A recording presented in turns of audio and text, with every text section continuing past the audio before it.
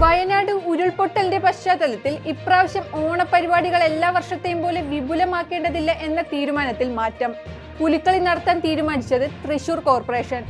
തെറ്റ് ആര് ചെയ്താലും സർക്കാർ സംരക്ഷിക്കില്ല. സംവിധായകനും സംസ്ഥാന ചലച്ചിത്ര അക്കാദമി ചെയർമാനുമായ രഞ്ജിത്തിനെതിരെയുള്ള ആരോപണം തെളിഞ്ഞാൽ നടപടിയെടുക്കുമെന്ന് മന്ത്രി സജി ചെറിയാൻ അറിയിച്ചു. സമ്മതപത്രമില്ലെങ്കിലും ശമ്പളം പിടിക്കും. സാലറി ചലഞ്ചിൽ കടുത്ത നീക്കവുമായി ഇൻസ്റ്റിറ്റ്യൂട്ട് ഓഫ് മാനേജ്മെന്റ് ഗവൺമെന്റ് ഉത്തരവിന്റെ പകർപ്പ് പുറത്ത്. പുനരുപയോഗ സാധ്യമായ ഇന്ത്യയിലെ ആദ്യത്തെ ഹൈബ്രിഡ് റോക്കറ്റ് റൂമി 2024 വിക്ഷേപിച്ചു.